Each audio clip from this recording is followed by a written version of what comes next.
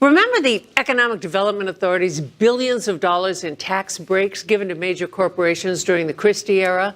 A Murphy-era audit of the program has drawn troubling conclusions. Briana Vannozzi reports. As the state spent billions to spur job growth and attract new businesses, a new audit suggests New Jersey has yet to see a return on that investment.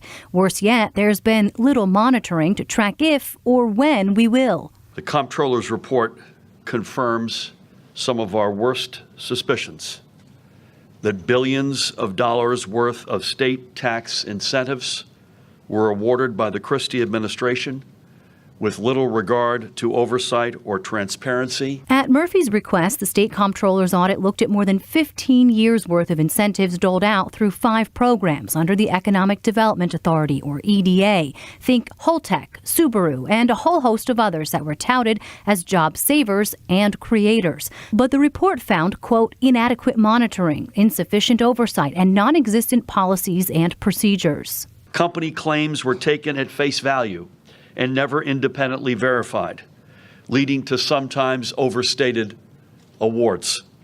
Since 2005, New Jersey approved 1,000 tax incentive projects worth roughly $11 billion. The rub is only 401 projects have been certified as hitting the goals to qualify for that benefit. As a result of this and other deficiencies, the comptroller's audit cannot substantiate that nearly 3,000 reported jobs out of a sample of just 15,000, 1 in 5, were ever created.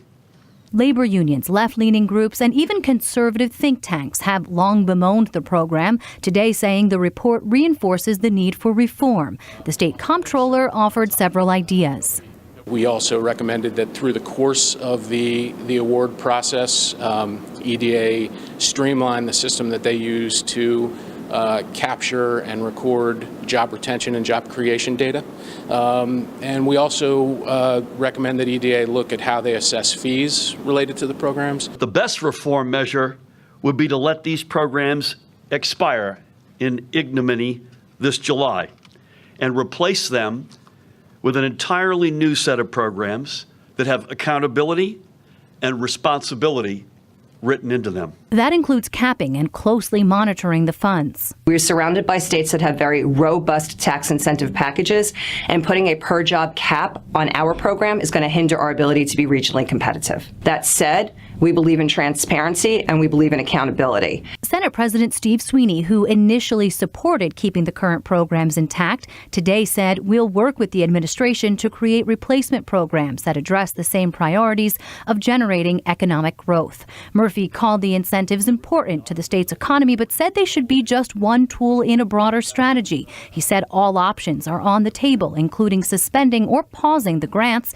adding that without someone watching, promises made won't be promises kept. So the governor says he plans to work with the legislature to draft new reforms and vows to track this money down to the last penny. In Trenton, Briana Vannozzi, NJTV News.